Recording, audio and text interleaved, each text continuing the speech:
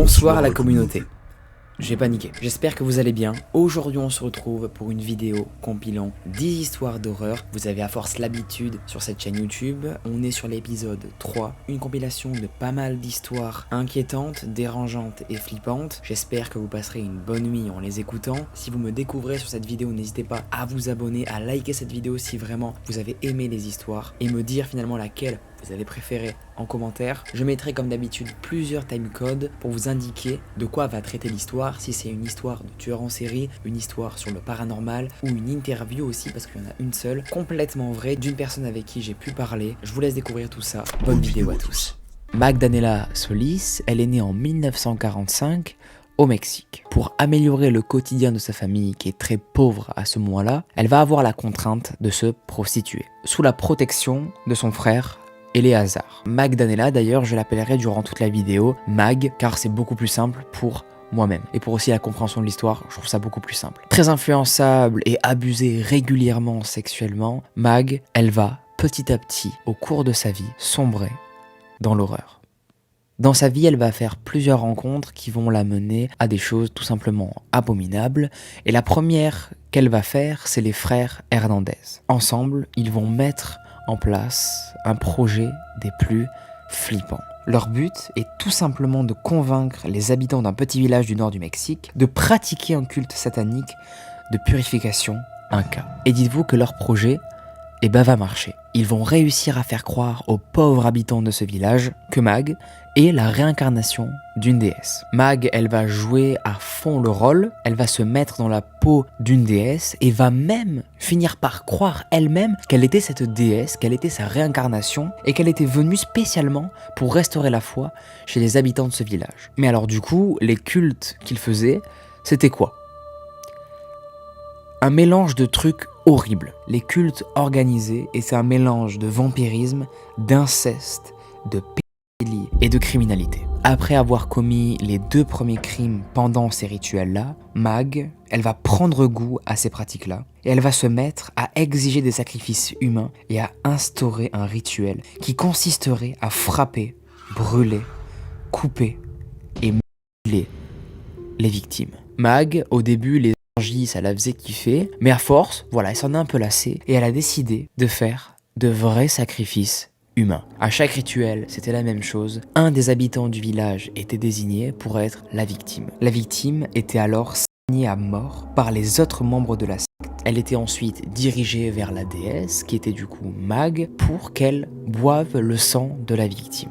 Et dites-vous qu'après chaque crime que faisait Mag, elle montait en cruauté. La pratique qu'elle faisait juste avant ne lui plaisait plus trop, elle s'était lassée. Donc ce qu'elle faisait là, elle disséquait le corps de ses victimes alors qu'elles étaient toujours vivantes. Ce que faisait Mag en fait, c'est qu'elle mettait le sang dans une sorte de gros bol pour ensuite le donner aux frères Hernandez pour que eux à leur tour le boivent aussi, pour finir par en donner à tout le monde, à tous les membres de la secte. Ouais. Ça, c'est totalement vrai, les gars. Chaque membre de la secte était dans l'obligation de boire, après chaque rituel, le sang de la personne qui venait à l'instant même de se faire tuer et qui était peut-être encore en vie. Et il y avait bien une raison à ça, c'est parce qu'en fait, ils croyaient que cela leur donnait des pouvoirs surnaturels. Alors, est-ce qu'ils étaient fous ? Oui, mais vous allez voir qu'il y a une raison à ça, et vous comprendrez pourquoi après. Mais bon, ce qui était inévitable pour la secte arriva, un jour, ils vont se faire cramer. Cramer d'ailleurs par pas n'importe quelle personne, un enfant de 14 ans. En mai 1963, un garçon de 14 ans va être témoin de l'un de ces rituels affreux. L'enfant va être paniqué et choqué de ce qu'il vient de voir, et pendant l'espace de 25 km, il va courir pour rejoindre le poste de police le plus proche. Car oui, celui-ci se situait aussi loin. Et arrivé au poste, il va raconter directement ce qu'il a vu aux policiers. Et tous les détails. Il dit avoir vu voir des vampires boire du sang humain. À cette époque-là, la police ne va pas du tout y croire. Elle est sceptique et vont penser que ce garçon-là délire certainement. Mais néanmoins, la police, ils vont quand même se rendre sur les lieux et découvrir l'horreur. Arrivés sur les lieux, ils vont découvrir qu'il y a du sang et des corps absolument partout. L'enfant avait bien raison, ces personnes-là pratiquaient des rituels de vampirisme, des actes pédophiles et des rituels tout simplement abominables.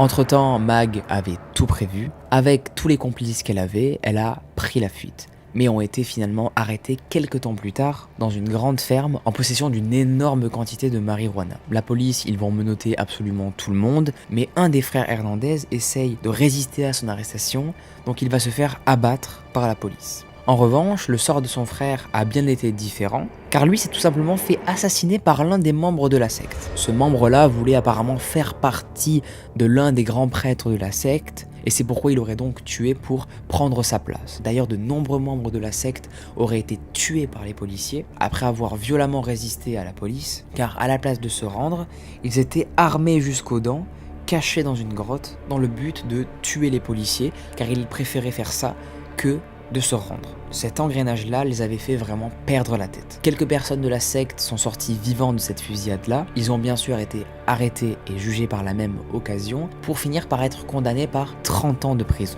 Et c'est là où j'en viens à cette fameuse réponse. Pourquoi ils ont fait ça? Eh bien tout simplement parce qu'ils étaient teubés de ouf.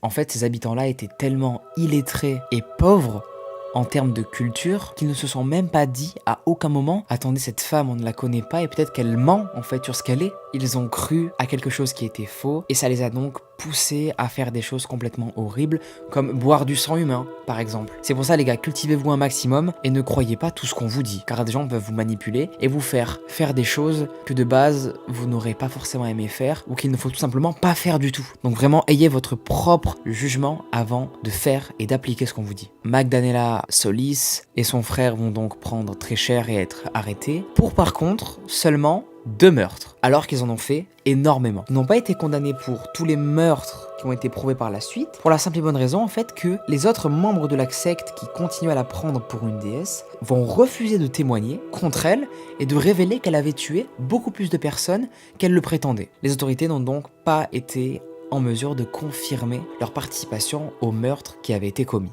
Et pourtant, c'était bien elle et les frères Hernandez qui avaient commis tous ces atroces crimes. Magdalena Solis et son frère ont donc été condamnés à 50 ans de prison. Il nous témoigne qu'il a l'âge de 12 ans au moment des faits, où il était apparemment tout seul chez lui, parce que ses parents travaillaient. Théo, il va commencer par nous décrire son après-midi, et apparemment, celle-ci était tout à fait banale. Il jouait tranquillement à la play, mais jusqu'en vient un moment où il a entendu une personne sonner à son portail. Il faut savoir en fait que chez Théo, ses parents avaient un grand portail blanc, portail qui était disposé à 20 mètres de la porte d'entrée.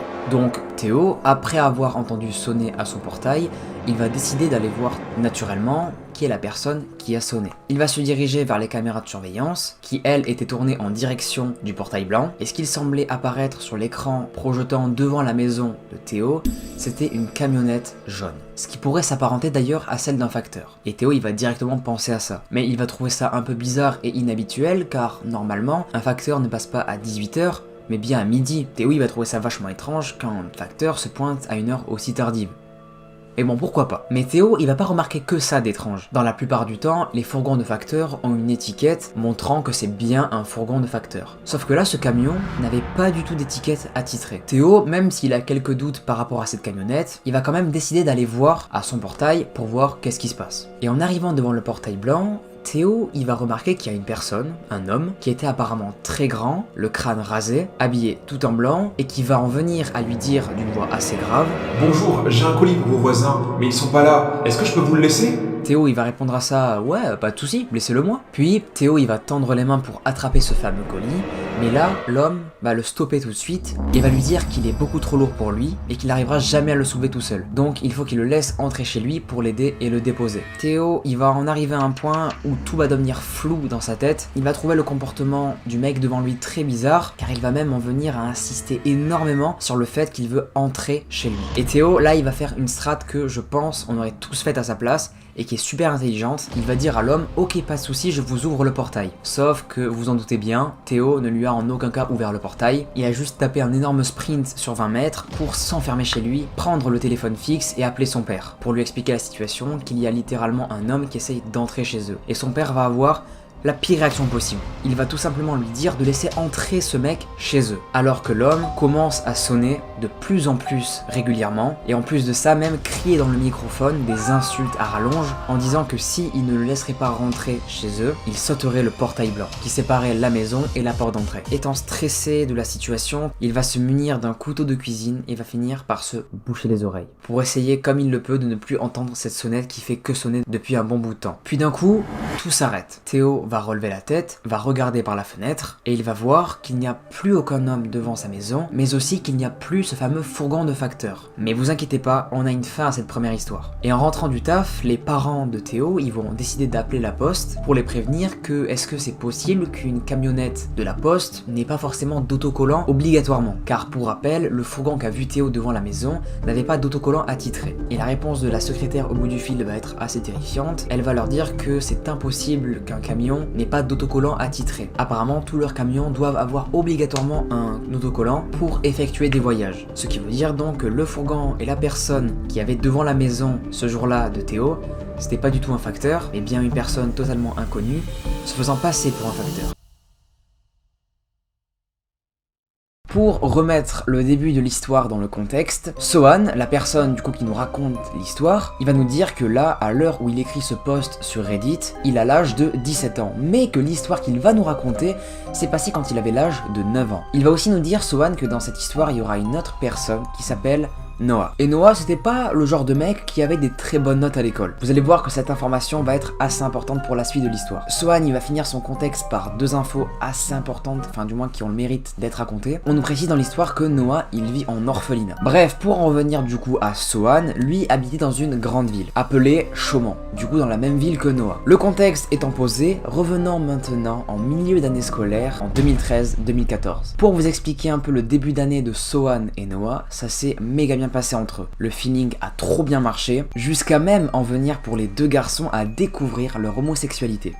C'est beaucoup trop beau. Et ils ont donc fini par conclure et sortir ensemble au bout de quelques mois. Entre eux, ça se passait super bien et tellement qu'ils étaient attachés, ils se sont installés une petite routine qu'ils faisaient pratiquement tous les soirs. Sohan, il raccompagnait tous les soirs Noah à l'orphelinat. Vous allez encore me dire dans les commentaires, ou je ne sais pas, peut-être, vous allez le penser, Léo, il se passe vraiment rien de ouf pour l'instant. Attendez, vraiment, c'est que le début, ça arrive de ouf. Là, tout de suite. Mais après quelques mois d'école et avec la même professeure, celle-ci va changer pour un nouveau maître, du nom de David. Comme on nous le décrit, ce serait apparemment un homme d'une trentaine d'années à peu près, plutôt musclé et gentil avec tout le monde dans la classe. C'était apparemment le professeur que tout le monde rêvait d'avoir. Tout le monde apparemment dans l'établissement ne parlait que de sa gentillesse. Et tellement que David, il était sympa avec les élèves, il proposait souvent même à aider les élèves chez eux, donc faire des cours particuliers. Ce qu'il va décider d'ailleurs de mettre en place pour Noah, qui lui, on s'en rappelle, avait de forts problèmes à l'école. Donc voilà, un jour, le professeur, il va le prendre à part, à la fin d'un cours, et va lui proposer du coup de se caler tous les vendredis une heure où il réviserait les évaluations pour avoir de meilleures notes. Proposition que va directement accepter Noah, car lui étant pas très bon à l'école, il s'est dit que ça pourrait vraiment être bénéfique pour lui. Et ce que va donc faire Sohan maintenant, c'est que tous les vendredis, il va laisser rentrer seul à l'orphelinat Noah pour le laisser tranquille avec le professeur. 2 mois après que ces cours particuliers soient appliqués tous les vendredis soirs, Sohan, il va remarquer qu'il y a un réel changement sur les notes de Noah. Ce qui rendit donc super heureux Sohan, mais pas Noah. Sohan, il va nous dire qu'il a remarqué que depuis un certain temps, depuis qu'il prend des cours particuliers avec ce professeur, un changement de comportement radical de la part de Noah. Il était vraiment apparemment pas du tout bien. Plusieurs fois, il va dire à Sohan que c'est pas parce qu'il avait 18 sur 20 qu'il était bien dans sa vie, limite qu'il s'en foutait maintenant des notes. Sohan va donc réserver un jeudi soir pour demander à ses parents s'il peut inviter son copain Noah pour essayer de lui remonter le moral. Comme il pouvait. Sa mère, sans aucune hésitation, va accepter, et le soir même, donc, Sohan s'est retrouvé avec Noah. Ils vont passer la nuit à jouer à la Wii, et à rigoler jusqu'à dîner, et finir par se coucher. Mais avant tout ça, ils vont se mettre du coup en pyjama, pour être vraiment confortable et à l'aise, et c'est justement à ce moment précis que Sohan il va remarquer qu'il y a un truc de bizarre avec Noah. Quand Noah va enlever son t-shirt pour se déshabiller, Sohan va remarquer qu'il a des bleus et des hématomes partout sur le corps. Sohan, il va directement faire le rapprochement en voyant ça que ce n'est pas une simple blessure et qu'il n'est pas seulement tombé par terre, mais que ces blessures, ces hématomes sont potentiellement l'œuvre d'un humain qui aurait du coup potentiellement tapé très fort Noah. Sohan va donc lui demander mais mec, qui t'a fait ça? Et là Noah il va tout expliquer à Sohan. Il va lui dire que un mois après qu'il ait commencé ses cours particuliers, son professeur David a commencé à le toucher sexuellement et que tant qu'il ne dirait rien aux autres de ces actes horribles dont il était victime, le professeur l'assurerait de bonnes notes. Directement après avoir su ça, Sohan il s'est empêché d'aller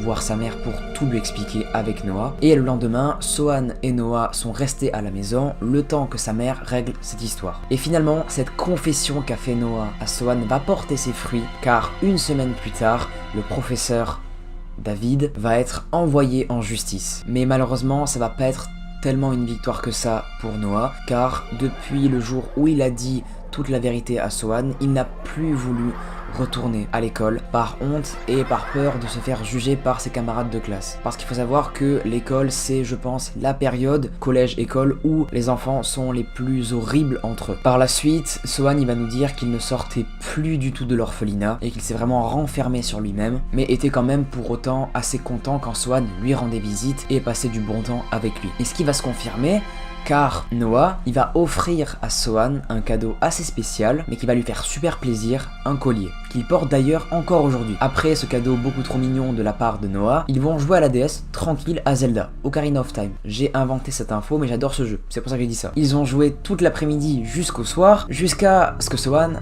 doive rentrer chez lui. Et on aurait tous aimé que l'histoire se finisse là, et que Noah, petit à petit, regagne confiance en lui et n'ait plus peur du regard des autres, parce que ce n'est clairement pas de sa faute qui lui est arrivé, mais malheureusement non.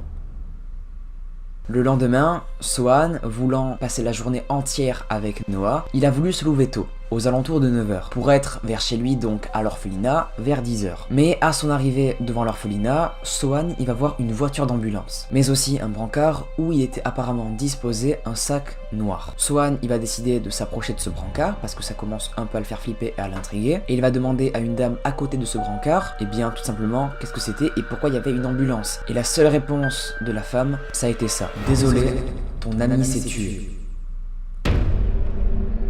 Là sur le coup, Sohan, il n'a pas su quoi répondre. Aucune parole ne lui est venue, il s'est juste effondré en larmes dans les bras de la femme sans absolument rien dire. Et c'est pourquoi il nous a précisé précédemment qu'il avait gardé la chaîne que lui avait offert Noah en guise de souvenir. Il a aussi gardé pendant plusieurs années le visage du prof, lui disant qu'il n'a pas pu sauver son ami. Et ça je pense que c'est la chose la plus horrible. Après j'ai pas très bien compris comme comment la personne, enfin du moins le prof aurait pu lui dire ça si il est allé en prison. Ça honnêtement j'ai pas très bien compris pourquoi. Après c'est peut-être que par le passé le prof lui aurait dit cette phrase là. Je sais pas, mais en tout cas juste de garder l'image d'un prof qui a fait des choses horribles à ton copain ou ta copine, ça doit être vraiment horrible. La chose essentielle qu'on peut retenir je pense de cette histoire, c'est il ne faut surtout pas faire confiance aveuglément aux personnes.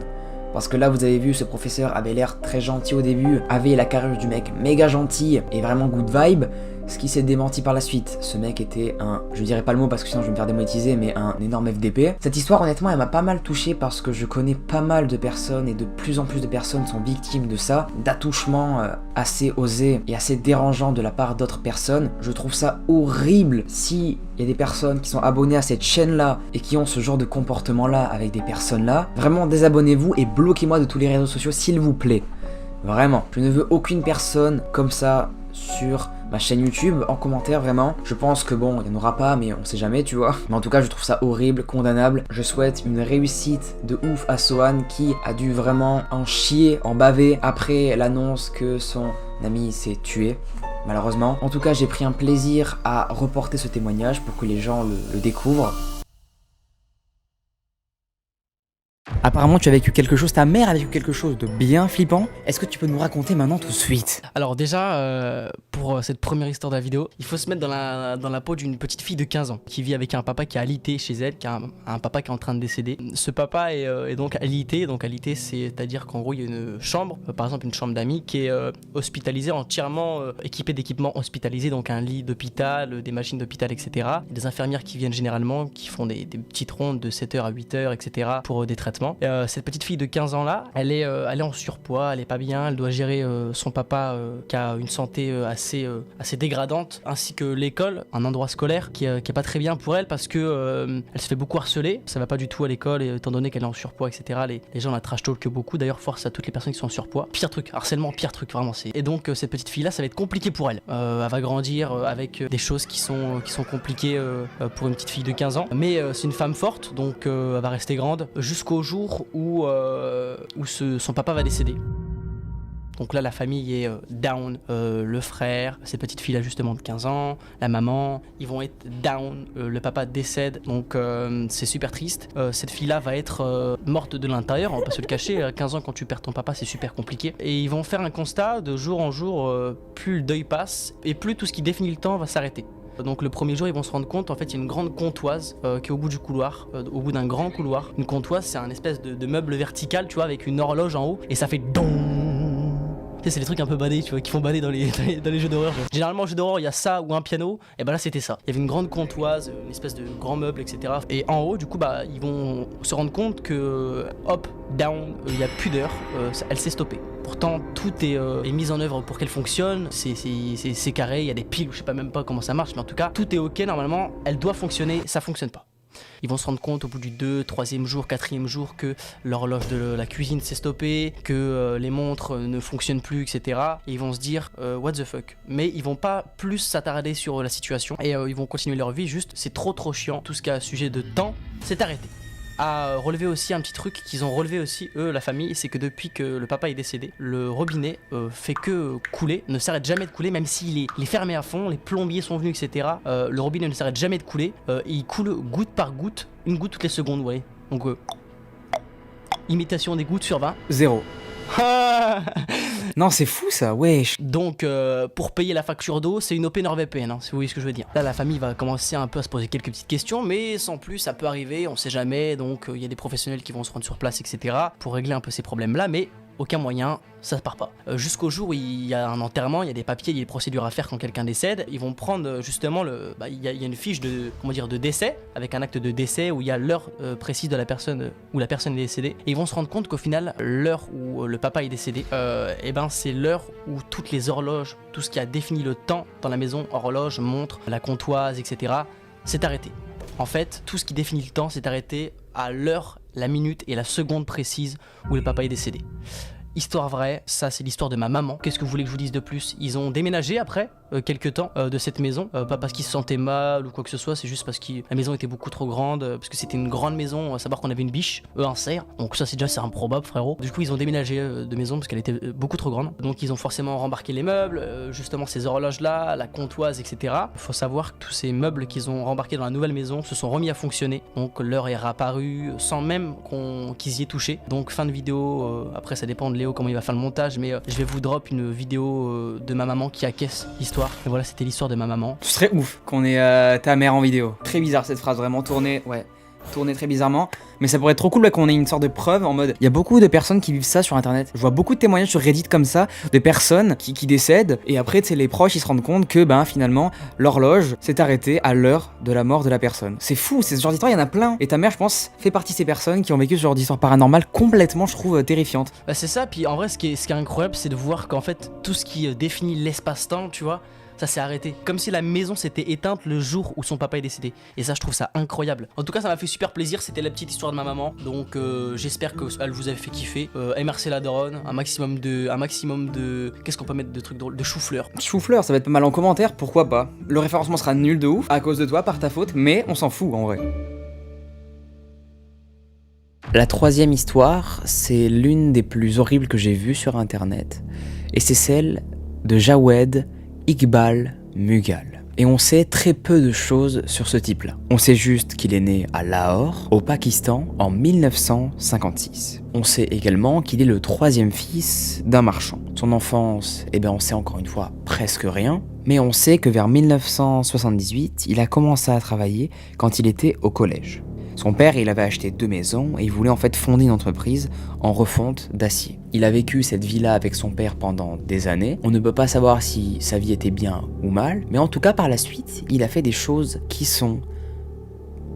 J'ai même pas de mots pour décrire ce qu'il a fait. Il nous a fait un peu une Jeffrey Dahmer, vous allez comprendre. Déjà, je vous pose le contexte. En 1995 et 1998, il y a eu pas mal d'accusations portées sur lui, comme quoi il aurait sodomisé des mineurs. Cette histoire-là, elle n'a pas été avérée, mais en tout cas, elle est assez floue. Une autre version dirait même que Jawed, il avait été mis en prison et libéré grâce à quelqu'un qui aurait payé pour lui. Mais dites-vous que Jawed n'a jamais été inquiété pour avoir fait ça. Jawed n'a aucun meurtre à son actif, même si pour moi, c'est concrètement un crime de sodomiser des mineurs, des enfants. Là, pour l'instant, il n'a tué concrètement personne. Mais ça va arriver. On ne sait pas exactement quand concrètement ont débuté les meurtres de Jawed, mais on sait qu'ils auraient duré pendant l'espace de 18 mois et ont cessé fin 1999. La plupart de ces victimes, comme l'ont remarqué la police, étaient souvent des orphelins, des enfants des rues, des fugueurs, tous âgés de 6 à 16 ans. Sa technique était très simple, il les approchait, leur promettant du travail et de la nourriture. Et une fois qu'il avait établi une confiance, ce qu'il faisait, c'est qu'il leur demandait de le suivre dans sa maison pour, par la suite, les droguer, les dénuder et leur demander d'insérer parfois des objets pointus dans leur rectum, avant de les étrangler avec une chaîne en fer. Après ça, il continuait l'horreur, il les démembrait et les plaçait dans une cuve d'acide chlorhydrique afin de dissoudre leur corps et qu'il n'y ait aucune preuve de ce qu'il leur avait fait subir. On pourrait croire que tout ça, il le faisait seul, à l'abri des regards, mais non, il avait 3 complices. Ces 3 complices, c'étaient ses colocataires. Leur rôle était surtout de prendre les photos des victimes au moment où Jawed commettait ses crimes. Pendant que Jawed commettait l'impardonnable, eux écrivaient les noms, âge et date de décès dans les carnets. Et pour tout ce qui était effet personnel des victimes, tout ça s'était caché dans des boîtes pour ne laisser aucune trace, pour éviter tout doute de la police. Ce qu'il avait l'habitude de faire aussi, Jawed, c'est de verser dans les égouts les restes liquéfiés des corps de ses victimes, qu'il avait mis du coup dans l'acide chlorhydrique. Comme pour l'histoire de Jeffrey Dahmer, l'histoire que vous connaissez tous sûrement, les voisins, ils ont commencé à en avoir marre de l'odeur. Souvent, dans leur immeuble, oui, l'odeur des égouts remontait fréquemment, même dans leur rue, et donc c'était vraiment désagréable pour leurs voisins. Ils se sont donc plaints, mais ne savaient pas qu'il y avait en réalité, derrière cette odeur-là, quelque chose de réellement affreux. Des gens qui mouraient petit à petit, jour après jour, de plus en plus. Jawed avait trop peur de se faire cramer par ses voisins et a donc décidé d'aller jeter les corps dans la rivière Ravi. Et dites-vous que chaque crime qu'il faisait lui coûtait exactement 120 roupies, 2,40 $. Rien de fou. La plupart de l'argent souvent était dépensé pour acheter de l'acide chlorhydrique pour dissoudre les corps. D'ailleurs, ce n'était pas Jawed qui s'occupait d'acheter l'acide, mais bien une autre personne. Cette personne, c'était Ishaq Bila. Et vous verrez qu'elle reviendra plus tard dans l'histoire. Au fil du temps, les gens et même la police se sont rendus compte que énormément de personnes disparaissaient sans laisser aucune trace du jour au lendemain. Donc, au fil du temps, une chasse à l'homme a commencé à débuter. Mais malgré de nombreuses arrestations, malheureusement ça va rien donner. La police ne va trouver aucun coupable à toutes ces mystérieuses disparitions d'enfants. Mais c'est alors que quelque chose d'inattendu va se produire. En décembre 1999, la police, ils vont recevoir une lettre de quelqu'un qui avoue avoir tué plus de 100 personnes. Et cette personne stipule n'avoir aucun remords. Cette personne, vous l'aurez peut-être deviné, mais c'est Jawed. Il va se vendre, mais va avoir peur que la police vienne le tuer. Alors, ce qu'il va faire, c'est se rendre au siège du journal Daily Jong, mais va quand même se faire arrêter, ainsi que les complices qu'il avait. Son domicile va bien évidemment être fouillé par les agents de la police, et ce qu'ils vont trouver est tout simplement ultra badant. Au cours de la perquisition dans le domicile de Jawed, les agents vont retrouver des preuves comme des taches de sang sur les murs et les planchers. Ils vont aussi retrouver la chaîne qui a servi à étrangler toutes les victimes qu'a pu avoir Jawed dans le passé, quelques bouteilles aussi d'alcool et d'acide, des masques à gaz, une collection d'environ 100 photos des victimes, un gros tas de vêtements et le fameux carnet. Le fameux carnet qui contenait l'âge et le jour où les victimes étaient décédées, enfin du moins avaient été tuées par Jawed. C'est peut-être mieux formulé comme ça. Mais la visite de l'horreur n'était pas encore finie pour les policiers. Ils ont aussi découvert dans un bain d'acide les restes de 2 enfants.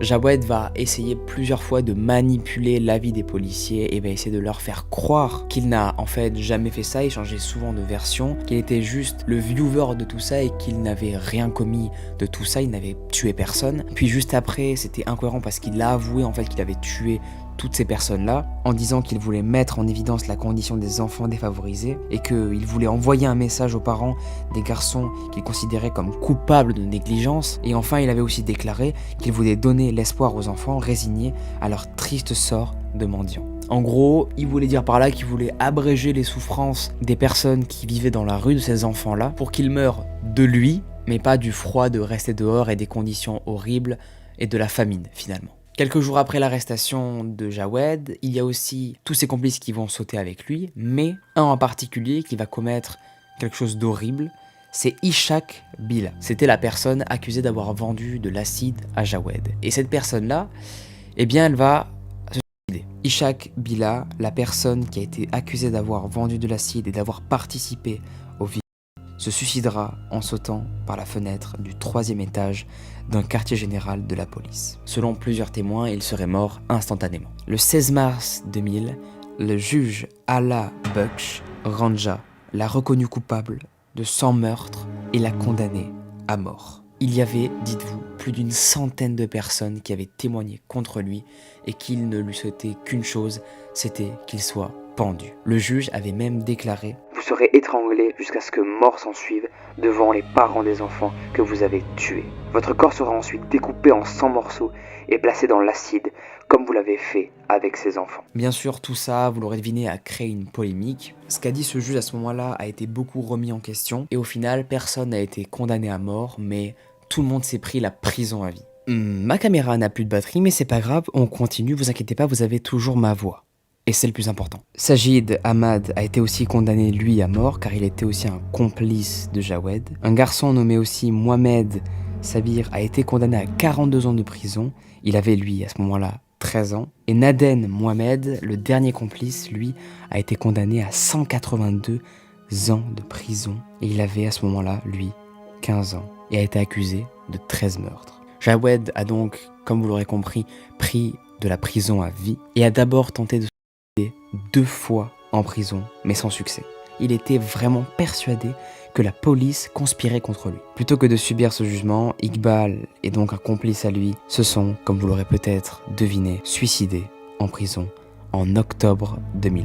Iqbal et son complice Sajid Ahmad ont été retrouvés morts dans la matinée du 8 octobre 2001 dans la prison de Kot Lakpat. Plusieurs théories vont voir le jour, des gens diraient qu'ils auraient été empoisonnés, puis une seconde version dirait qu'ils se sont pendus avec des draps, et une dernière version raconterait qu'un agent pénitentiaire aurait d'une certaine façon contribué à la mort des prisonniers. Mais en fait, on n'est sûr de rien. Mais tout ça pour dire que Iqbal avait 45 ans et Ahmed environ 17 ans. Marie, elle est née le 26 mai 1957 à Newcastle, en Angleterre. Elle va grandir avec son père, faux, elle n'a pas de père. Enfin du moins, elle n'a pas la connaissance de l'identité de son père biologique. Mais cependant, pendant la majeure partie de sa vie, elle a accepté que son père serait Billy Bell. Vous allez me dire, c'est qui Billy Bell? Et c'est compréhensible. Ce fameux Billy Bell n'était pas du tout un héros ou bien une star qu'elle aimait beaucoup, à laquelle elle s'identifiait, mais bien un criminel, aguerri pour plusieurs cambriolages. On peut remarquer qu'on est déjà sur une enfance qui est, voilà, très mal basée. Au niveau idole, tout ça, bon, c'est pas top pour l'instant, mais peut-être ça améliorera. Non, pas du tout, ouais. Ça va être encore pire que ça. Et ça va être encore pire à cause de l'enfance de Marie, qui l'a pas mal influencé sur ce qu'elle allait faire plus tard. La mère de Marie, en raison de son métier, elle va être méga absente pour sa fille. Marie va être son premier enfant d'ailleurs lorsqu'elle avait 17 ans. Détail triste qui en vaut le détour, selon plusieurs opinions des amis proches de la famille, Marie, pendant son enfance, aurait été maltraitée par sa mère. Comme l'a décrit même un témoin oculaire, Betty aurait une fois tenté de tuer sa propre fille en la jetant de la fenêtre et en lui faisant aussi consommer des somnifères. Cette chute, malheureusement, s'est produite un jour, c'est arrivé. Sa mère l'a jetée de la fenêtre et a provoqué du coup chez elle pas mal de lésions cérébrales. Et pour aller encore dans le plus sombre, à l'âge de 4 ans, Marie, elle va se faire agresser sexuellement par les clients de sa mère. Les clients de sa mère qui étaient des fans de prostituée. Car oui, sa mère était une prostituée. Elle était obligée de faire ce métier pour survivre et nourrir sa fille, qu'elle maltraitait. Donc, un peu con, ouais, c'est totalement contradictoire de fou. Cependant, ça n'a jamais été précisé concrètement que ce qu'elle va faire par la suite d'horrible était dû à la chute et aux abus qu'elle avait subis d'affreux. Personnellement, je pense que tout ça est lié parce qu'on va apprendre que la zone préfrontale de son cerveau a été très endommagée. Toute la zone qui était liée aux activités contrôlées à la prise de décision était très endommagée. C'est pourquoi je pense qu'il y a un petit peu un lien. Mais on y reviendra plus tard. Parce que maintenant, on va en venir à l'élément qui a bouleversé une famille et qui a traumatisé pas mal de personnes à cause d'une simple enfant. Le 25 mai 1968, Maribel a étouffé un garçon de 4 ans du nom de Martin Brown dans une maison déserte. Au début, les gens vont penser que Marie a commis ce crime seule, mais pas du tout. Le 31 juillet de la même année, Marie, avec son amie Norma Joyce Bell, qui avait alors 13 ans au moment des faits, a commis un autre crime, accompagnée de sa pote. On raconte qu'après le premier crime, Marie et Norma étaient entrées dans un centre de jardinage pour seul but tout détruire. Et dans ce centre justement, c'est là où les policiers ont découvert qu'elles avaient laissé derrière elles des notes disant noir sur blanc que c'est bien eux qui avaient commis ce crime auparavant. Mais l'incident, il va être totalement évité par les policiers et ils vont penser que c'est tout simplement un canular. Je vais passer un disclaimer pour les personnes qui ne veulent pas entendre ce que je vais dire maintenant, parce que c'est assez glauque. Plus tard, les enquêteurs, ils vont prouver que Marie était revenue sur le corps de la victime de son deuxième crime qu'elle avait commis, dans le but très simple de graver sur le ventre du petit garçon un M, à l'aide d'une paire de ciseaux.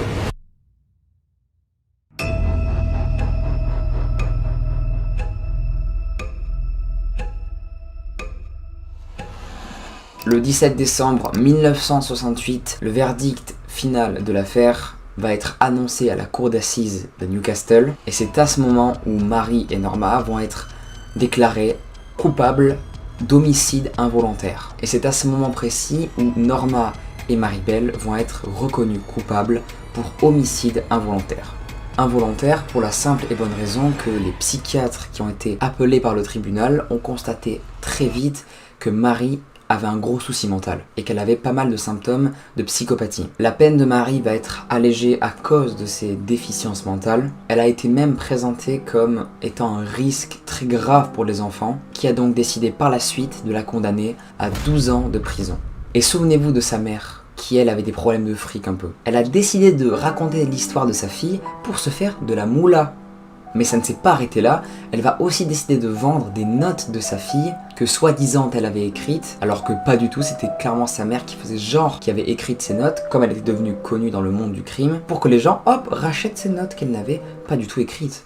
Vraie femme d'affaires la daronne, on est sur une waouh. Elon Musk, pas du tout ça le terme. Et finissons-en avec cette histoire. En 1976, Marie elle va être transférée dans un établissement, et pas n'importe lequel. Ce lieu était destiné pour les jeunes contrevenants à la prison. Un an plus tard, Marie va tenter un petit truc, c'est de s'échapper littéralement de cet établissement qu'il avait accueilli pour la soigner. Bien évidemment, cette histoire a fait la une des journaux, et elle a donc perdu tous ses avantages qu'elle avait en prison pendant 28 jours. Mais elle va quand même finir par être libérée en 1980 à l'âge de 23 ans. Elle n'a pas eu d'adolescence, vraiment. Elle a fait toute son adolescence en prison. C'est normal en vrai, parce qu'elle a tué des gens. Un petit peu normal. Pour finir, après sa sortie en prison, elle a réussi à obtenir l'anonymat public et a été autorisée à utiliser un nouveau nom pour mener une vie sans problème. Ce qui veut dire qu'à tout moment, Maribel est votre pote et vous le savez pas, parce qu'elle a un nouveau nom, elle a une nouvelle identité, une nouvelle manière d'interagir avec les gens qui est peut-être pas de tuer les gens, hein, dès qu'elle le voit, wow, ouais, salut mon gars, là, hop, je te tue. Non, peut-être pas ça, ce serait con, sinon elle revient en prison finalement. Peut-être qu'elle a été arrêtée à nouveau, on ne sait pas du tout, parce qu'on ne sait plus qui c'est, comme elle a obtenu l'anonymat.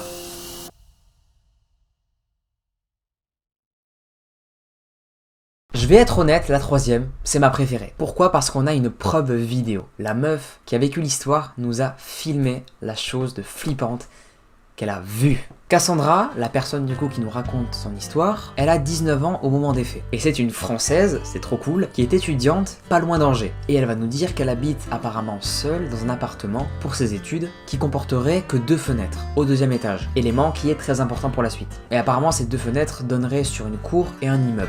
Cour qui comporte un petit coin de verdure et un muret qui sépare de la cour d'en face.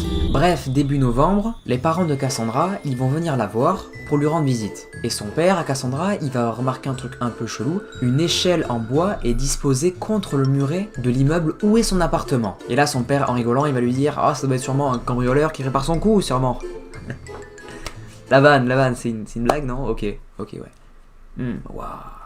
Et un soir dans la semaine, Cassandra, elle va rentrer chez elle un peu plus tard que d'habitude. Et elle était épuisée de sa journée de taf. Elle rentre donc chez elle pour se prendre un petit bain dans sa salle de bain qui était disposée juste à côté de sa chambre où la porte donne sur la cour. Après sa douche, elle se prépare pour aller dormir. Elle se dirige donc vers son lit en ayant le nez fixé sur son téléphone. Et machinalement, elle va regarder vers sa fenêtre et elle va voir la chose qu'aucun être humain aurait aimé voir. Il y a un homme avec un bonnet en surpoids qui est face à sa fenêtre au 1er étage, à même pas 2 cm en la fixant. Il la regardait tout en descendant de l'échelle sur laquelle il était. Cassandra va être horrifiée de la découverte et va s'empresser d'aller dans son salon pour reprendre ses esprits parce que là, c'est chaud. Elle va essayer, même si elle est beaucoup paniquée, d'appeler la police, mais également de prendre des photos de l'individu. Et apparemment, Cassandra aurait entendu ce mec-là partir avec son échelle en courant. Mais malheureusement, elle n'a pas réussi à prendre de photos ou même de vidéos car elle était beaucoup trop apeurée de la situation. Mais heureusement, la police s'est finalement ramenée plus vite que prévu. Et ils n'ont, eux, malheureusement, rien vu quand ils sont arrivés chez Cassandra. La police, ne pouvant donc rien faire, a fini par partir en disant à Cassandra de faire vraiment gaffe et de les appeler si ce mec-là reviendrait chez elle. Et le lendemain, ne vous inquiétez pas, il n'y a pas de rebelote. À ce niveau-là, Cassandra, elle a essayé de trouver des indices sur ce mec qu'il aurait pu laisser et elle a regardé à nouveau sa vidéo qu'elle avait prise. Bon, moi j'arrive pas perso à la voir, pas très mal à distinguer. Vous, je ne sais pas si vous y arriverez, mais elle a pris une vidéo et on arrive un peu à voir ce mec apparemment d'après elle. Voici la vidéo.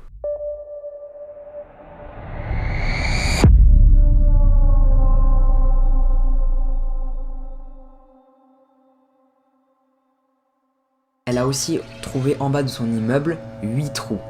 Comme si la personne avait planté 8 fois l'échelle. Ça veut dire que probablement ce mec-là en fait venait régulièrement la nuit pour observer Cassandra dormir. Cassandra, elle va directement penser ça parce que personne ne viendrait la journée prendre le risque de stalker une personne ou même la regarder dormir. Et elle va finir par un petit souhait qu'elle a. Elle aimerait trop retrouver ce gros pervers pour ne pas qu'il fasse la même à d'autres filles et qu'il soit finalement arrêté par la police et mis en prison. Mais non, malheureusement, parce qu'on n'a pas trouvé ce mec. Horrible cette fin d'histoire. Joshua Earl Patrick Phillips est né le 17 mars 1984 à Hallington, en Pennsylvanie. Encore une fois, lui a grandi dans une famille qui était pas vraiment saine. Son père, Steve, était un toxicomane qui le tourmentait, lui et sa mère. Pour contrebalancer ça, il y avait ses demi-frères, Daniel et Benji, qui eux étaient beaucoup plus sains pour lui. Joshua les aimait énormément, mais malheureusement, un jour, il ne va plus du tout les voir. En 1997, alors que les frères faisaient tout ensemble, tout va s'arrêter. Steve, le père toxicomane, et la mère de Joshua vont déménager en Floride, laissant derrière eux les 2 frères aînés pour emmener seulement qu'avec eux Joshua. J'ai envie d'en venir à une étape et une personne très importante pour l'histoire, à savoir le début de la vie de Mary Clifton. Vous allez comprendre qui c'est. Mary Clifton, elle est née le 17 juillet 1990 et va vivre une enfance des plus saines, contrairement à Joshua. Et pourquoi, vous allez me dire, je parle de Mary Clifton? Tout simplement parce que elle était dans la même ville où venaient de déménager Joshua et ses parents. Et comme ils étaient voisins, à plusieurs reprises, Joshua et Mary se mettaient à jouer ensemble. Pour l'instant, rien de bien méchant. Jusqu'à ce qu'il arrive un drame le 3 novembre 1998. Joshua, alors que ses parents travaillaient, il va proposer à Mary Clifton de venir jouer avec elle au baseball. Celle-ci va accepter et va donc courir vers sa maison pour venir jouer dans la maison de Joshua. Sauf que ça ne va pas se passer comme prévu. Malheureusement, par excitation, accidentellement, Joshua va frapper à l'œil avec sa balle Mary.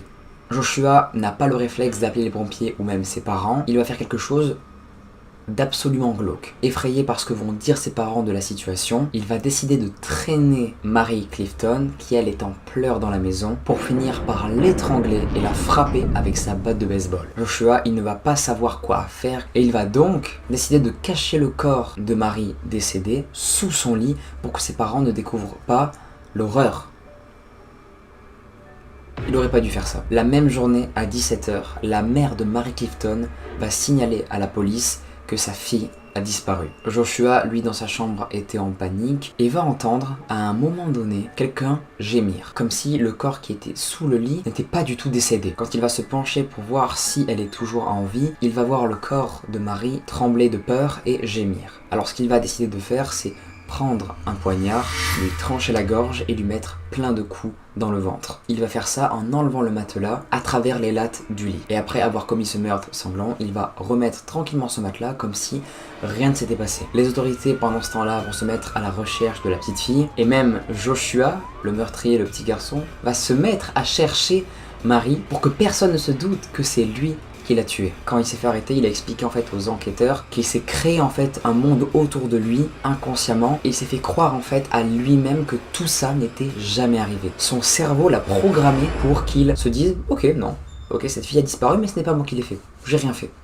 Je vois pas de quoi vous parlez, non, c'est pas moi. Je pense qu'en fait son cerveau a automatiquement évité le traumatisme et s'est protégé et du coup il s'est convaincu lui-même qu'il n'avait absolument rien commis. Et je trouve ça fascinant à la fois, le cerveau humain, mais terrifiant de fou. La police a bien fini par fouiller le domicile de Joshua et ont découvert la puanteur dans la chambre de celui-ci, mais à aucun moment les policiers ne se sont dit que c'était le corps de Mary Clifton, la fille disparue. Ils ont pensé au moment de la fouille que cette puanteur provenait des oiseaux que gardait dans une cage Joshua. Le FBI va même être sur le coup pour retrouver Mary Clifton et même les habitants vont tous s'y mettre à la recherche de cette fille disparue. Dites-vous que la personne qui retrouverait Mary aurait une récompense de 100 000 $.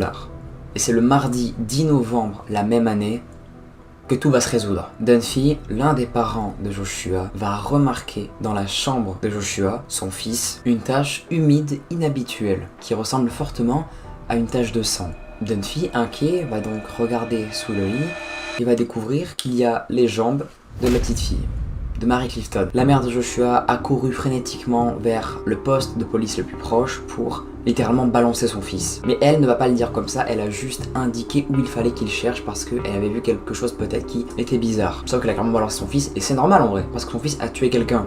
Normal de fou. Comme vous l'aurez sûrement deviné, Joshua va être arrêté par les autorités, ses parents bouleversés d'apprendre que leur fils a tué une fille de sang-froid, sans réfléchir, même si je pense, alors c'est très bizarre ce que je vais dire honnêtement, mais encore une fois, je suppose que tout ça est arrivé à cause d'un seul mouvement de panique de sa part. Son cerveau en fait lui a dit si tu ne tues pas cette personne, si tu ne caches pas cette personne très vite, c'est toi qui vas te faire tuer par tes parents. En plus de ça, comme il était petit, c'était un enfant, il n'avait pas encore je pense cette construction là de se dire que peut-être que tuer un gars c'est pas forcément la meilleure des choses. Non non non, attention, faut pas faire ça du tout. Après on connaît pas trop le passé de ses parents, est-ce que ils étaient très horribles avec lui et donc c'est pourquoi il aurait tellement eu peur qu'il aurait fait ça pour cacher tout, pour ne pas se faire tuer, mais vraiment tuer pour le coup au sens premier degré du terme.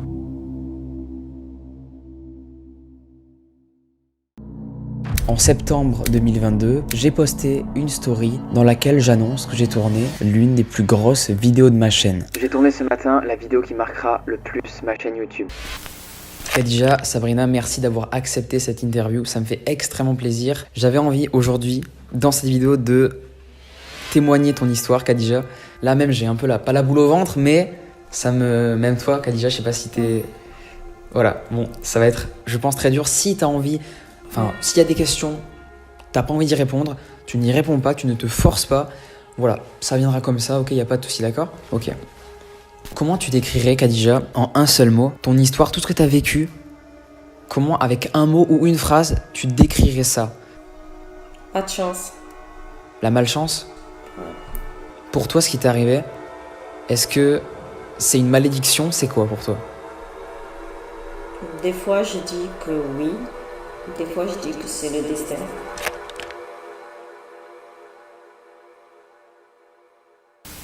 Un jour, il y a, comme tu me l'as bien raconté, tu me dis si je me trompe, hein, d'accord? T'es appelé par la police, c'est ça? En France, donc toi tu es en France à ce moment-là, la police t'appelle et t'annonce du coup que ton fils, c'est ça, a été pendu. Dehors, dans la terrasse de son meilleur ami. Ils l'ont trouvé pendu et ils ont fait une enquête. Ils ont trouvé son téléphone cassé en miettes. Et quand,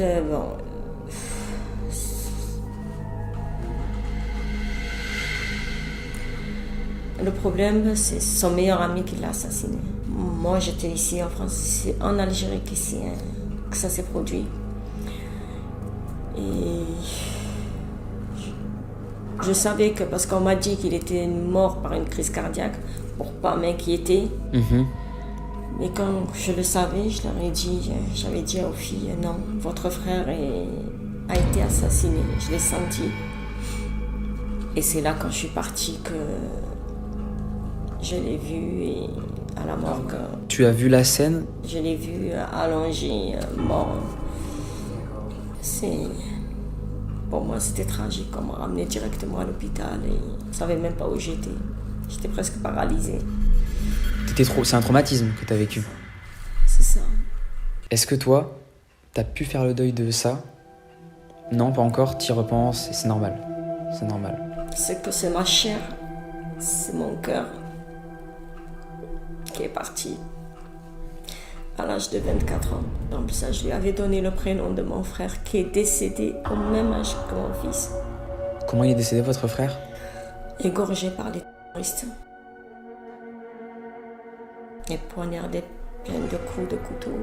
Vous l'avez appris quand ça du coup? Avant, c'était le décès de votre fils? Oh, c'était en 95.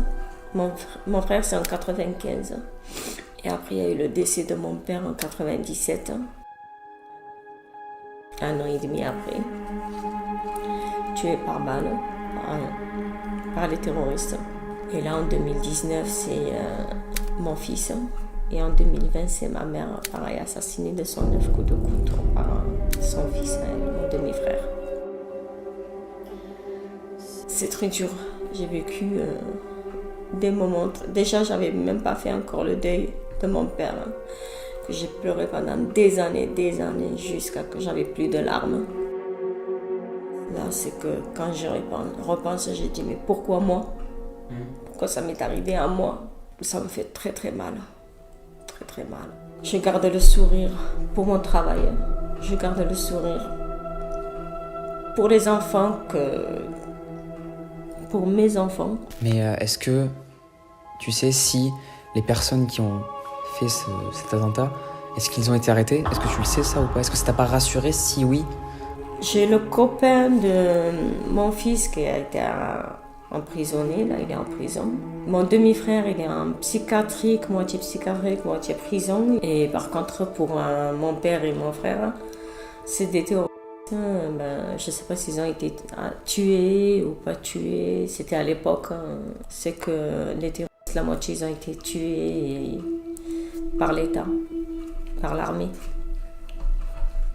Je sais pas.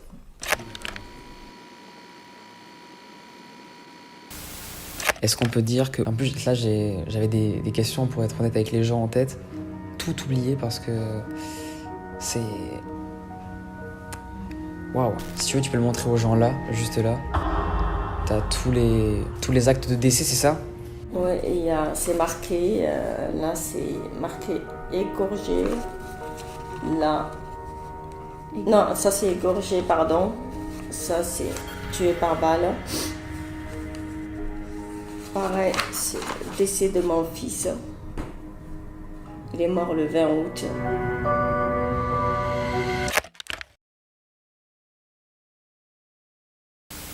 Ça, c'est ce qui m'a le plus choqué. L'histoire de votre fils, ça m'a... Et dire qu'un meilleur pote peut faire des... Est-ce que vous saviez... Enfin, pardon, j'ai le vouement, c'est horrible. Est-ce que tu savais si la relation qu'ils ont... Très proche. Très proche? Ouais, très très proche parce que ce copain-là, il disait que c'était son cousin. Parce que son père, il s'est marié avec la tante de ce garçon-là. Et quand la maman m'a appelé, il me dit oui, c'était son meilleur ami, c'est pas lui et tout. J'en suis sûre et certaine que c'est lui. Parce que la maman, elle m'a appelée, j'étais en train de pleurer. Et elle me dit, oui, je m'excuse.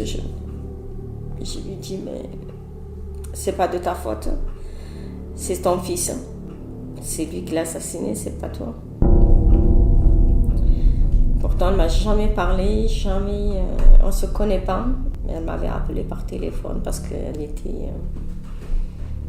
je sais pas, culpabilisée par ce que son fils a fait. C'est pas moi, c'est la justice. C'est elle qui fait son travail. Moi, je peux rien dire. Bah, c'est très fort de faire ça parce que prendre ce recul-là, quand on vit un traumatisme comme ça, je trouve ça bluffant quand même. Que t'aies fait ça. Il a dit que c'est son meilleur pote. Il avait forcément une maladie, cette personne avait forcément quelque chose pour le... Non, parce que mon fils voulait... il aimait une fille et il voulait se marier. Ça veut dire que l'autre, il a dit, s'il se marie, il sera plus mon pote. Ça sera plus mon copain. Ils étaient très très proches. Est-ce que peut-être il n'a pas développé une limite des sentiments ou pas du tout? Non, c'est juste parce qu'il était très très pote. Je sais pas, parce qu'il lui a cassé son portable, il lui a... Ça allait très loin. C'est allé très loin. Il a pendu pour croire que c'est mon fils qui s'est pendu tout seul. Et là, la pendaison qu'ils ont vue, parce que c'est pas la même que quelqu'un quand il commet un acte. D'accord. C'est pas la même chose. Si la personne elle se pend, c'est différent que quand quelqu'un l'attrape comme ça. C'est une différence. Et là, quand ils ont fait l'enquête, ils ont vu qu'il y avait une différence de pendaison. C'est pour ça que... Si j'ai bien compris, en fait, son meilleur ami l'a étranglé avant et après il l'a pendu. Il l'a pendu, il l'a étranglé avec la corde et parce qu'après il y a la trace pour qu'ils disent que voilà, mon fils s'est pendu tout seul parce qu'il était déprimé et tout. Alors que non. Quand ils ont vu que c'était pas la même. Le médecin légiste a vu que c'était pas les mêmes pendaisons comme quand on se pend tout seul et quand on commet un crime. Comme quoi, ça peut des fois, juste des relations amoureuses peuvent entraîner des crimes. Horrible, hein, pour le coup. Mais du coup, après ça, quand vous avez appris du coup le décès de votre fils, vous êtes parti, enfin vous êtes revenu, parce que vous étiez en France à ce moment-là quand vous les avez appris. Ouais. Je suis partie en Algérie, j'ai assisté à l'enterrement. Je suis restée bloquée là-bas parce que déjà l'avion avait fait faillite. Et en plus, j'étais pas bien. J'étais hospitalisée et après, je suis revenue un mois après en France. Vous êtes allé voir quelqu'un pour en parler de tout ça, un psychologue? Non, je garde tout. Moi, je trouve ça incroyable que, à l'heure actuelle, vous êtes quand même, vous pouvez témoigner, après tout ce que vous avez vécu. Ouais, je suis debout. J'essaie de combattre.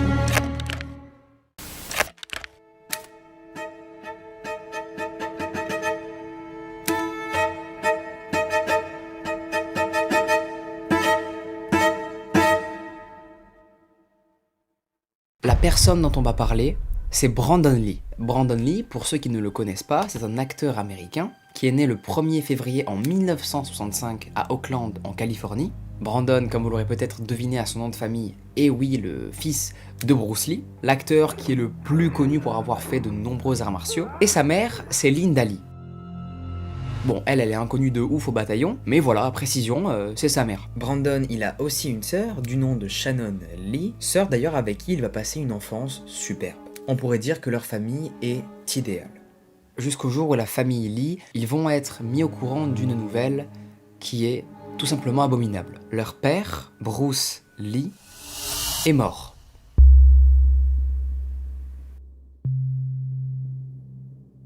Comme l'auraient expliqué les médecins à la famille, il serait mort d'une œdème cérébrale. Toute la famille va être très attristée de la nouvelle, voire en dépression, et c'est donc pourquoi ils ont préféré quitter le pays dans lequel ils étaient, à savoir Hong Kong, pour partir faire leur deuil vers les États-Unis. Mais dites-vous que si ils n'auraient pas fait ça, peut-être qu'ils auraient par la suite évité quelque chose d'encore plus horrible. Vous comprenez pas du tout ce que je dis pour l'instant, mais plus tard vous allez comprendre pourquoi je dis ça. Dès la fin du lycée, Brandon Lee, il va arrêter complètement les études, il va plus du tout s'y intéresser et va décider de poursuivre vers sa passion, le cinéma. Il va donc suivre des cours dans la section théâtre du Emerson College de Boston, puis va se diriger après vers Actor Studio, 2 écoles qui avaient pour but de former des acteurs, et c'est ce que va vouloir faire Brandon. Doué comme son père dans les arts martiaux, il va se dire que c'est vraiment ça qu'il veut faire, et c'est pourquoi le jeune homme va directement s'orienter vers les films d'action.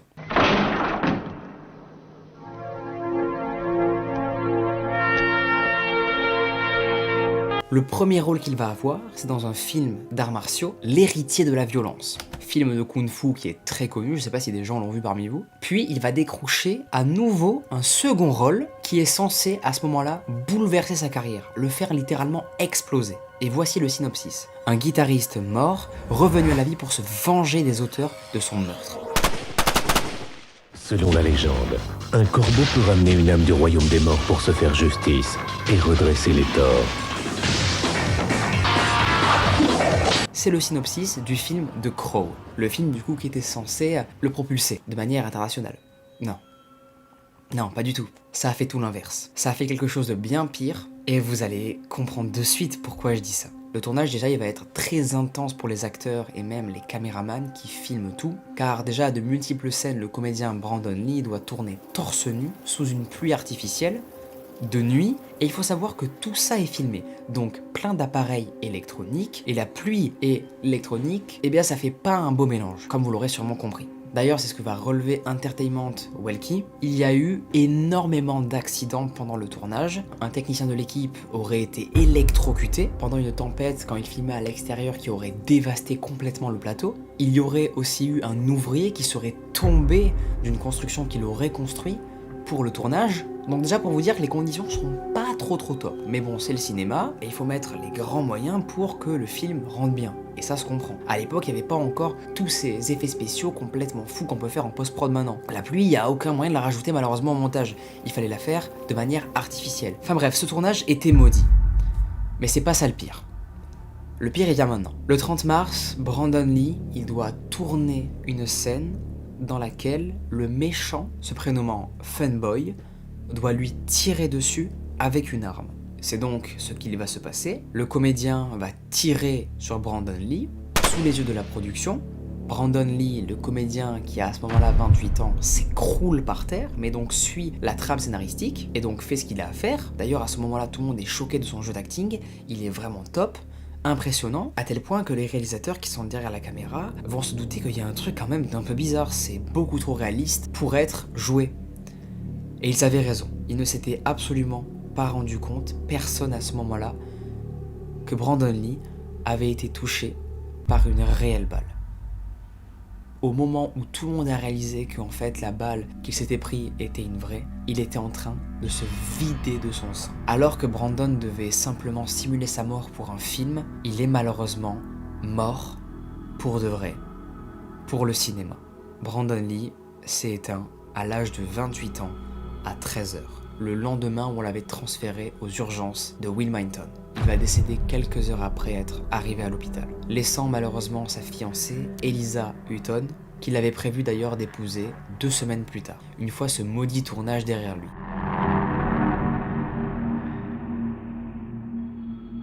Plein de rumeurs ont suivi cette histoire. Après qu'elle ait été relayée dans la presse, beaucoup de personnes vont dire que ce serait une vengeance de la mafia chinoise, mais le procureur ne va pas entendre les complotistes et va simplement en déduire que c'est une simple négligence lors du tournage. Par contre, dites-vous que le film, il est sorti en salle. Et ça n'a choqué personne. Personne s'est dit, peut-être que moralement il faudrait supprimer le film car dans ce tournage il y a eu un décès. Et c'est l'acteur principal, le fils de Bruce Lee. Personne s'est dit ça, c'est fou. Dites-vous que les gens ont défini ce film comme une œuvre culte car il y avait eu cette tragédie-là, une personne morte sur le plateau de tournage.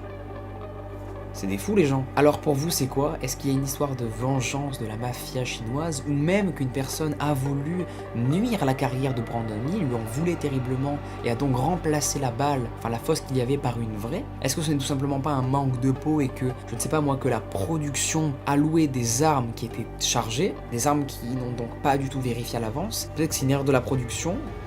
À vous de me dire ça, n'hésitez pas à me dire vos théories les plus folles.